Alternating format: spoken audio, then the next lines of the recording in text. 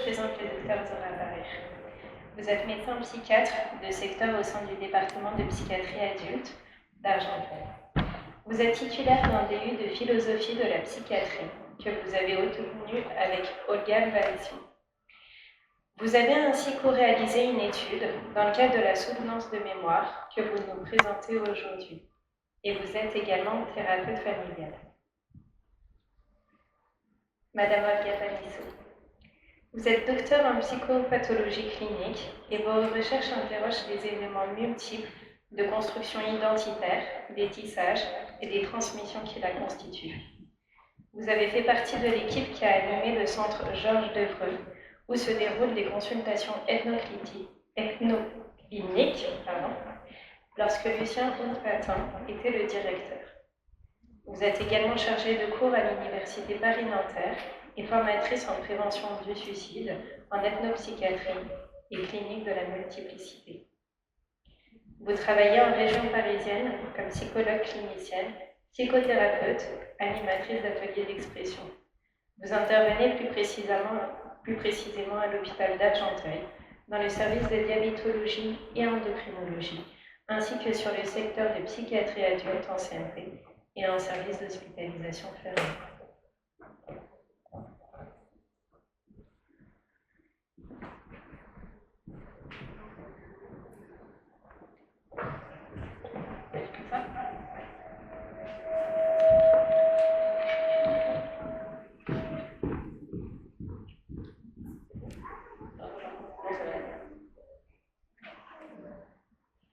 Bonjour, merci pour cette présentation.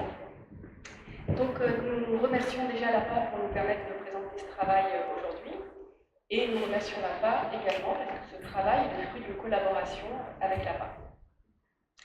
Donc, comme le disait notre collègue, nous travaillons tous les deux à l'hôpital d'Argenteuil. Et donc, nous avons co-suivi un DU interuniversitaire de philosophie de la psychiatrie. Nous allons co-réaliser et nous allons co-présenter ce travail. Donc, l'intitulé, c'est les soins en psychiatrie, comment favoriser l'interdisciplinarité, et donc qui trouve tout à fait sa place sur une journée autour du défi de l'interdisciplinarité pour le psychologue. Dans une première partie, nous allons vous expliquer la conceptualisation de la problématique. Dans une deuxième partie, nous allons décliner cette problématique au niveau de l'organisation des soins en psychiatrie. Et dans un troisième temps, nous vous présenterons l'étude qualitative proprement dite.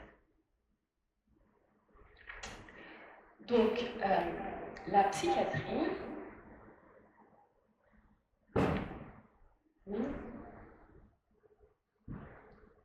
C'est l'image d'Olga, elle aime bien les images.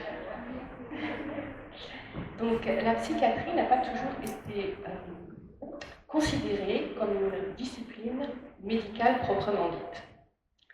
Elle se caractérise du coup par une multiplicité des concepts, modèles, théories par rapport aux autres disciplines médicales. Selon la période et le temps, les pratiques auprès des personnes des personnes souffrant de troubles psychiques ont été dominées par tel ou tel modèle. Actuellement, en France, les pratiques qui sont les plus favorisées, entre guillemets, sont celles issues, depuis quelques années, des sciences cognitives qui ont comme objet épistémologique la pensée et son organisation. La question qui se pose, c'est comment ce type de pratique et de théorie va s'articuler et permettre une interdisciplinarité avec les autres pratiques issues des autres modèles. Donc on parle des autres modèles psychodynamiques et tout ça, sachant que l'objet épistémologique n'est pas le même. La question se décline à deux niveaux. D'une part, au niveau fondamental, comment la recherche, comment le dialogue des théories peut s'articuler quand les objets épistémologiques sont différents. Et d'autre part, au niveau pratique, au niveau de la clinique et de la thérapeutique, puisque différentes pratiques avec des objets épistémologiques différents, vont de toutes les façons avoir pour but de soigner une personne singulière qui vient exprimer sa souffrance psychique subjective. Le risque, selon nous, c'est une pluridisciplinarité plutôt qu'une réelle interdisciplinarité. Et cette pluridisciplinarité, on peut émettre l'hypothèse qu'elle soit moins efficiente. Donc la question qu'on se pose, c'est comment, finalement, ou qu'on s'est posé, favoriser l'interdisciplinarité entre ces différents modèles et ces différentes pratiques. Donc je ne vous l'ai pas dit tout à l'heure, mais le DUI auquel nous avons assisté, qui était organisé par les facultés de Marseille, Bordeaux et Lyon, était organisé par 3 psychiatres phénoménologues. Je reviens juste en une phrase sur la phénoménologie.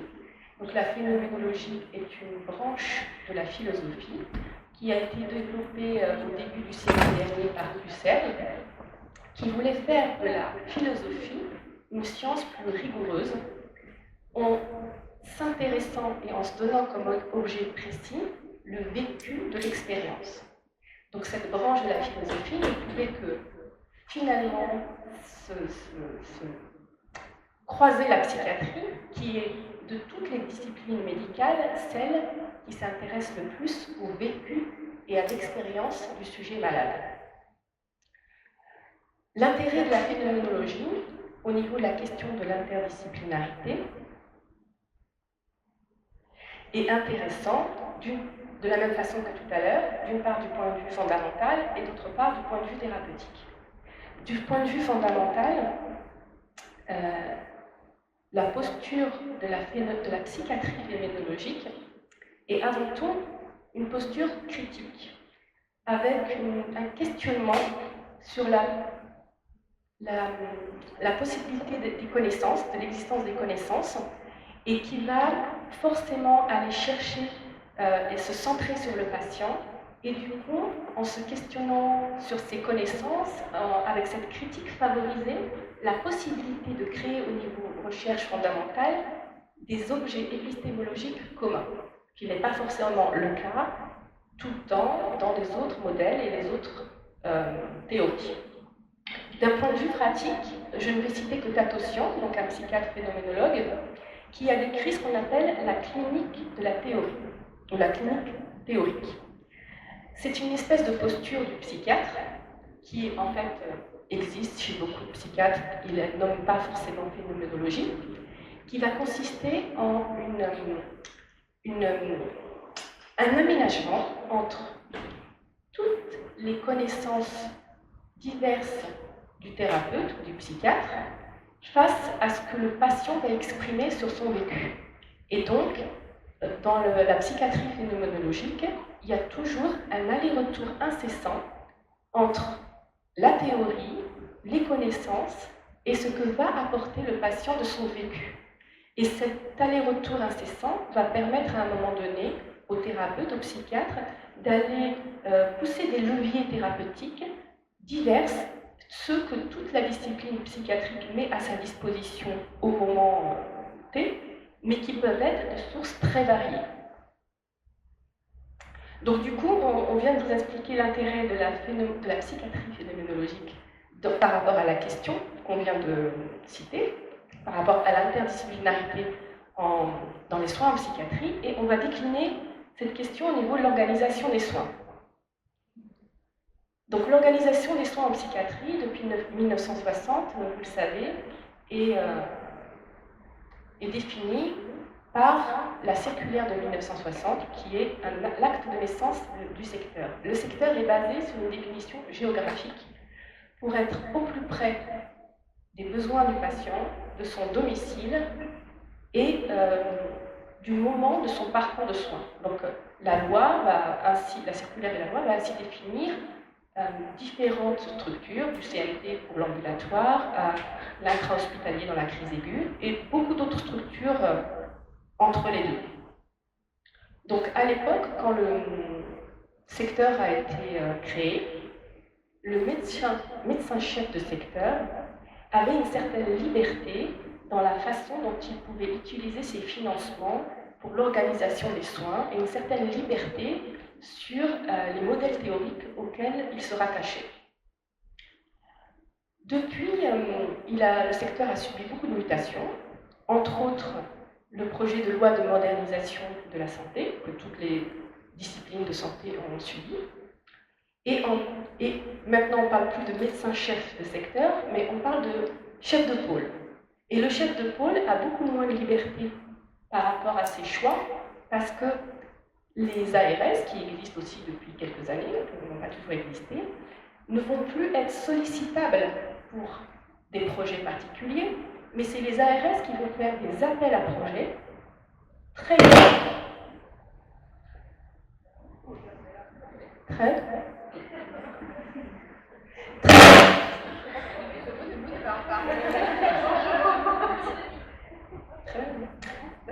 beaucoup, donc ça ne va pas faire français. Alors, j'en étais où? Ah oui, des appels à projets très précis, et notamment, ces appels à projets vont, depuis quelques années, favoriser des pratiques de soins issues de modèles qui sont eux-mêmes issus des sciences cognitives. Ainsi, donc on va vous donner comme exemple le secteur où on travaille. Donc on travaille dans un département de psychiatrie. Un département de psychiatrie, c'est une mutualisation des moyens humains et techniques. Donc on a 3 secteurs en fait on a mutualisé nos moyens. Et donc ce département d'Argenteuil, il a toujours eu des chefs de service et maintenant des chefs de pôle qui ont comme formation initiale une formation psychodynamique. Mais notre dernier chef de pôle, qui a aussi une formation psychodynamique, pour pouvoir redynamiser et faire de nouveaux projets, n'a pu que répondre à des appels à projets de l'ARS, et le dernier auquel on a fait réponse, c'est un projet de plateforme de remédiation cognitive. Donc cette plateforme est en place au sein du département de psychiatrie, à côté des autres pratiques qui continuent de s'exercer, c'est-à-dire les prises en charge individuelles psychodynamiques, les prises en charge groupales systémiques, pharmacologiques, biologiques et tout ça. Et donc tout ce travail est issu de notre interrogation à toutes les deux sur l'interdisciplinarité à Argenteuil, point d'interrogation. Donc notre département de psychiatrie est caractérisé par un triple contexte particulier. Donc d'une part, c'est une organisation sectorielle vraiment franche. Pour les internes en premier semestre, par exemple, c'est vraiment un secteur exemplaire pour comprendre ce que c'est qu'un secteur. On a toutes les structures définies dans la loi de 1960, on les a, donc le CMP, l'hôpital de jour, le CATTP, l'hôpital de nuit, les appartements associatifs, l'hospitalisation à domicile. On est vraiment un des secteurs rarement aussi complet, parce que par exemple la Chambre est très rare. Donc on a cette forte identité sectorielle. Deuxième caractéristique, on a un bassin de population très cosmopolite, avec un taux de primo-migrants très important, ce qui a conduit Olga, d'autres personnes et moi-même à s'interroger sur la pertinence de mettre en place une consultation transculturelle, et Olga Duré, plutôt une clinique de la multiplicité. Voilà. Troisième caractéristique, depuis qu'il y a cette plateforme dans nos murs, parce qu'elle est vraiment dans nos murs, on a une multiplicité des types de soins délivrés et des modèles les sous-tendant. Mais le constat qu'on fait finalement, qu'on a fait toutes les deux, c'est qu'il n'y a pas de réelle interdisciplinarité au département d'Argenteuil. Il y a plutôt une pluridisciplinarité. Donc, pour ouvrir notre clinique de la multiplicité, on s'est posé la question, mais quelle sera la place de cette clinique? Est-ce que ce sera juste encore rajouté pour les mêmes personnes qu'on suit une énième façon de les prendre en charge qui va se juxtaposer à celles qui existent? Et on a surtout constaté l'absence de réel espace d'échange interdisciplinaire, que ce soit autour d'une prise en charge d'un patient ou que ce soit des espaces d'échange théorique. Du coup, on s'est posé la question du coup, nous on veut travailler ici, mais on veut travailler dans l'interdisciplinarité. et si on cherchait qu'est-ce qui peut favoriser l'interdisciplinarité au sein d'un département comme le nôtre. Donc, dans un premier temps, on avait envisagé de faire une étude dans notre propre service. Mais bon, on s'est dit que ce n'était pas possible parce qu'il y avait des biais liés à l'affect. Et puis aussi, qu'on serait à la fois dedans et évaluateur, donc ça ne pouvait pas marcher. Et on a rencontré l'APA, donc pour des patients qu'on avait orientés à l'APA, et on s'est dit que finalement l'APA pourrait être un bon terrain d'investigation parce que les 3 caractéristiques du secteur qu'on a définies, on les retrouvait un petit peu. Donc, moi j'ai habité à Mire 30 ans, donc c'est très cosmopolite. Voilà. 2, il y a une multiplicité des endroits où l'association intervient. Il y a des prises en charge individuelles, mais il y a aussi, avec la CAF, tout ça, des prises en charge groupales. Et enfin, il y a une multiplicité, une diversité dans la formation des psychologues et dans les pratiques que les psychologues ont au sein de cette association.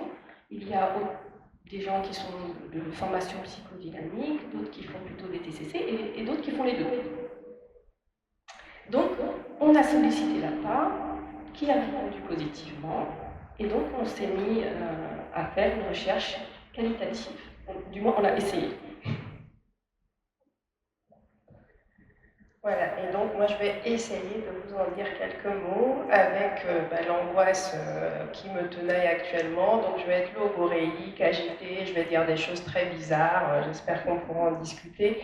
Je remercie, comme Zora l'a dit, l'APA, Nat et puis les collègues qui ont accepté qu'on puisse faire cette étude donc, de type vous voyez, déjà je ne sais plus le dire, observation non participante. Donc nous avons observé des temps d'intervision de psychologues de l'APA. Et c'est peut-être important de dire, puisque là notre réflexion, elle était vouée en fait à être une réflexion philosophique, que ça a été assez complexe pour nous, parce que c'est pas notre identité de départ, et que ça nous intéressait aussi de prendre des détours autres pour venir un peu enrichir finalement nos pratiques. Alors, je ne sais pas si le pari est gagné. Voilà, je vais utiliser des termes philosophiques qui, j'espère, vous paraîtront suffisamment étranges pour que vous ne soyez pas d'accord et pour qu'on puisse en discuter, puisque c'est l'intérêt du dialogue interdisciplinaire. Donc, notre étude, c'est vraiment une étude de type observation non participante, c'est-à-dire qu'on n'a pas établi de grille préalable. L'idée, c'était vraiment de s'imprégner de cette dynamique d'échange, de réflexion, de groupe, s'imprégner aussi avec cette idée de la phénoménologie psychiatrique, donc arriver sans a priori au départ et voir ce qui se passe pour nous. En termes de matériel qui a été collecté, donc il y a 2 types de matériel. Le matériel brut, donc c'est les enregistrements audio des séances d'intervision et les notes détaillées, puisqu'on les a retranscrits, et un matériel un peu plus à froid, puisque chacune de nous, à distance, a noté ses impressions pour qu'ensuite on puisse en discuter. Et donc, ces 2 types de matériel ont été traités de manière, en fait, de type un peu analyse de contenu. Et donc, chacune, que ce soit sur le matériel brut ou sur les notes subjectives, on a essayé de dégager comme ça des axes en ayant bien en tête que même sur nos impressions personnelles, il ne s'agissait pas de faire une analyse du côté de nous en tant que personnes ou de ce qui se joue sur notre secteur, mais d'essayer de dégager ce que les phénoménologues appellent des essentiaux, donc vraiment des leviers comme ça qui seraient des points essentiels, des points leviers dans l'idée d'une pratique interdisciplinaire. Alors, non, c'est toujours le premier. Je pense, voilà. Donc là, je vais d'abord vous parler de ce qui ressort du matériel brut, donc sur le plan de l'organisation de la séance d'intervision, de la dynamique de travail. Et ensuite, je vous donnerai ce qu'on a dégagé comme axe de réflexion à partir des impressions plutôt à distance qu'on avait notées. Et à partir de ces deux analyses donc, du matériel brut et du matériel un peu plus à distance, je viendrai dans un troisième temps sur les 2 principales notions philosophiques qui nous ont permis d'analyser le contenu. C'est notamment la notion de portance de Saint-Aubert, Emmanuel de Saint-Aubert, et la notion de disparation. Je je vous expliquerai tout à l'heure, de Simondon. Alors, donc en termes d'études qualitatives du matériel brut, donc la séance d'intervision qu'on a observée se déroulait principalement en 4 principaux temps. Un premier temps plutôt de mise en route, avec du fait que nous on était présente, un temps de présentation aussi, qui certainement n'est pas là systématiquement quand les collègues se connaissent. Un deuxième temps de présentation, explicitation de la situation de travail, et ensuite 2 temps autour de l'exploration d'abord de la situation, et ensuite une exploration de la dynamique et des liens qui peuvent se passer dans ce suivi-là. Et à partir de ces moments d'exploration se dégageaient au fur et à mesure des mises en perspective et des pistes de travail. C'est vraiment une séance, je pense, comme on peut le connaître, de supervision ou d'intervision. En termes de tonalité de ce travail à plusieurs, en fait, il y avait une forte participation. Donc le groupe était assez, vous voyez, je me mélange dans mes notes là, le groupe était assez participatif, dynamique, ce qui ne veut pas dire que les lectures étaient toujours en accord, hein. Il y avait des lectures plutôt diverses qui pouvaient participer justement à une analyse assez constructive de la situation. L'idée n'était pas de réduire ou de simplifier la situation qui était exposée, et donc l'ambiance était plutôt collaborative, malgré les esprits critiques qui pouvaient se mettre en jeu. Alors peut-être que ces esprits critiques pouvaient se mettre en jeu parce qu'il y avait une centration essentielle sur la situation du patient, ce qui peut faire penser aussi à cette idée donc, de la phénoménologie psychiatrique, c'est ce qui est au centre, c'est l'expérience vécue de la personne. En fait, c'est ça le phénomène sur lequel on va travailler, quel que soit l'angle de vue. Alors, même s'il y avait donc cette ambiance avec la possibilité de mettre en avant des lectures différentes, nous avons constaté que les théories implicites à ces lectures différentes n'étaient pas explicitées, d'accord, n'étaient pas dites de manière explicite. Et donc, on s'est interrogé dans notre partie de discussion sur, finalement, dans ce travail interdisciplinaire, si les frontières restent toujours implicites ou floues, est-ce que ça n'aurait pas aussi, est-ce que ça n'aurait pas un impact et est-ce qu'on ne gagnerait pas dans nos espaces de collaboration interdisciplinaire à expliciter un peu nos ancrages théoriques pour justement fertiliser les échanges. En termes d'analyse des thématiques subjectives, nous avons dégagé donc 3 axes comme ça qui seraient des leviers pour penser ce que serait une pratique interdisciplinaire. Le premier, c'est d'abord de penser qu'un espace interdisciplinaire serait un espace entre inconfort et sécurité. On insiste sur le terme inconfort parce qu'il faut quand même un certain inconfort pour s'autoriser à se déloger, se décentrer et aller à la rencontre de l'autre. C'est déjà ce qu'on pouvait entendre, hein. Il ne s'agit pas de se reconnaître mutuellement ou de manière très diplomatique et sympa de dire « Ah ben c'est vrai, on ne pense pas pareil », mais il faut vraiment s'autoriser à bouger. Donc ce n'est pas toujours confortable, on préfère être un peu tranquille, mais se mettre en mouvement suppose quand même un minimum de sécurité et c'est en ça qu'on mettra en lien tout à l'heure avec la mise en mouvement et la portance donc, proposée par Saint-Aubert.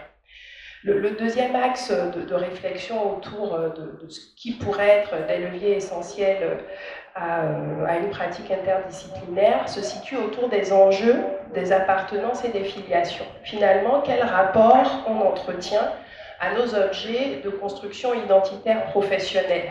Est-ce que nos théories, on s'y accroche comme des croyances auxquelles on ne peut pas du tout déloger, hein, ce qui suppose qu'on ne soit pas d'accord avec les collègues, mais y compris avec des patients qui n'utilisent pas les mêmes mots que nous, ou est-ce qu'on peut avoir un rapport à nos théories qui nous déloge un peu de la foi et de l'agrippement et qui nous autorise à être dans une sorte d'équivoque, donc d'indétermination qui permet de co-construire avec le patient ou les collègues en fait d'autres manières en tout cas de penser. Alors autour de ces enjeux des appartenances et des filiations, en plus de la mise en mouvement et de la portance nécessaire, nous avons utilisé le terme de disparation, donc qui est un concept de Simondon et qui insiste sur le fait qu'il s'agit de ne surtout pas, dans un environnement disparate, annuler l'hétérogène. pour Simondon, l'hétérogène est source de fertilité. Et donc l'exemple qu'il prend pour en parler, c'est notamment l'exemple de la vision. Nous avons pour le même objet deux images différentes sur chaque rétine. Et en fait, le cerveau fabrique un troisième objet qui est l'objet en perspective. Et pour lui, c'est un peu la métaphore de la disparation, c'est-à-dire que le lien par la différence et non pas par l'annulation de l'hétérogène serait cette mise en perspective, cette fabrication d'un nouvel objet. Donc il ne s'agit pas de définir le sens des emprunts d'une théorie à l'autre ou de hiérarchiser l'une ou l'autre des théories, mais plutôt de co-fabriquer, co-construire à partir de cette liaison par nos différences et nos images et nos lectures disparates, hétérogènes, diverses et différentes, une nouvelle image mise en perspective. Le troisième axe qu'on a pu mettre en avant autour de nos impressions subjectives, c'est notamment comment, excusez-moi, je cherche en même temps mes notes,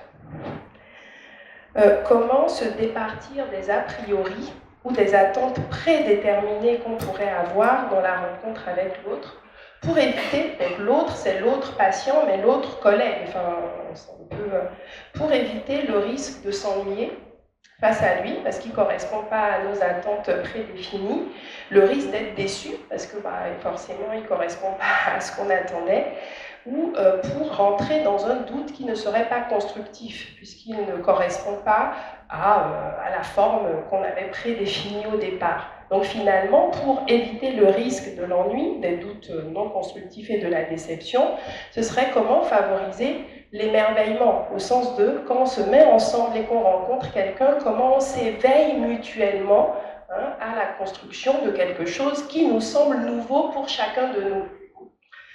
Et donc cette question de l'émerveillement, on va aussi la mettre en lien avec la vagueness, et ce qui est un terme philosophique, mais notamment cette nécessité de travailler sur les frontières en tant qu'éléments qui permettent les passages et les transitions. C'est-à-dire qu'on a besoin de frontières, il ne faut pas les gommer, mais on a besoin de travailler les frontières comme des espaces de transitionnalité. Désolée, c'est jargonneux, mais voilà, on devait faire ça pour notre mémoire. Alors, tac.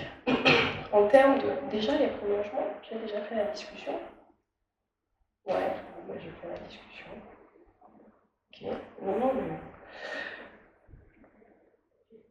Ouais, je suis hyper efficace. Non, mais on est dans les temps ou pas? On est un peu en retard, écoute, on va aller rapidement. Bon, j'ai parlé de la disparition, peut-être quelques mots quand même sur l'importance, puisque j'en ai moins parlé. Donc la disparition, je redis, c'est vraiment l'importance de ne pas s'affranchir de l'hétérogène. On en a besoin pour fertiliser notre pensée. Et donc la notion de portance, donc c'est Emmanuel de Saint-Aubert qui la met en avant dans la suite des travaux de Merleau-Ponty. Et il insiste sur le fait que la portance, c'est vraiment la forme élémentaire du lien à l'autre. C'est-à-dire que dans le lien à l'autre, on doit se sentir à la fois porté et porté en même temps.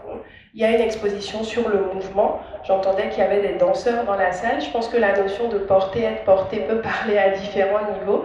Mais c'est vraiment cette nécessité dans la rencontre avec l'autre d'être dans ce double mouvement de on est porté et il est porté. Alors c'est une notion qu'il emprunte en fait à l'aérodynamique, puisque en fait les ailes d'un avion sont portées par la force perpendiculaire du flux. Donc c'est pas une notion initialement philosophique, mais il l'utilise pour appliquer sa réflexion à comment prendre en charge notamment des enfants déprivés, des adolescents compliqués, comme on a pu en parler là un peu ce matin. Et il met en avant que cette notion de portance est nécessaire pour prendre de la distance et le discernement nécessaire dans notre rencontre avec l'autre. Et ce qui nous semblait important dans ce qu'il disait de la portance, qui a des caractéristiques, c'est qu'elle n'est en aucun cas une fusion ou un confort affectif. C'est-à-dire que si on part dans l'idée que travailler avec des collègues, ça doit être sympathique, c'est quand même compliqué. Il faut un peu supporter, bien sûr se respecter, mais il faut supporter cette tension de ne pas comprendre, de dire je ne comprends pas, et comment on va traduire de manière contextuelle pour chacun Qu'est-ce qui fait qu'on ne se comprend pas? Parce que ne pas comprendre l'autre, ce n'est pas dire qu'il a dit quelque chose qui n'a pas du sens, mais il faut traduire pour l'autre qu'est-ce qui ne fait pas sens pour nous dans ce qu'il nous a dit. Et c'est en ça que c'est un travail de délogement, de décentrement et de migration à faire pour rencontrer l'autre. Alors, peut-être juste sur le travail des frontières, je voudrais lire Édouard Glissant, qui n'est pas du tout un philosophe, mais c'est un auteur qu'on adore, Zora et moi, qui dit « Nous fréquentons les frontières non pas comme signe et facteur de l'impossible, mais comme lieu du passage et de la transformation. Dans la relation, l'influence mutuelle des identités individuelles et collectives requiert une autonomie réelle de chacune de ces identités. La relation n'est pas confusion ou dilution. Je peux changer en échangeant avec l'autre sans me perdre pourtant ni me dénaturer. C'est pourquoi nous avons besoin des frontières, non plus pour nous arrêter, mais pour exercer ce libre passage du même à l'autre et pour souligner la merveille de l'ici et là. La frontière est cette invitation à goûter les différences et tout le plaisir de varier. Il n'y a de frontières que pour cette plénitude enfin de l'outrepasser et à travers elle de partager à plein souffle les différences. Edgar Morin disait qu'au départ, la discipline, c'était le fouet, un peu d'autoflagellation, donc toute cette rigueur disciplinaire qu'on devait avoir pour rendre nos mémoires, pour être dans les clous, et que de plus en plus, la discipline devient le fouet pour flageller l'autre qui n'est pas dans notre champ disciplinaire et dont on voudrait s'affranchir. Alors, comment créer, en tout cas, puisqu'on travaille sur des objets d'interface qui n'appartiennent à aucun de nous, mais qui appartiennent à tous, comment créer ces frontières suffisantes pour être dans l'interdisciplinarité?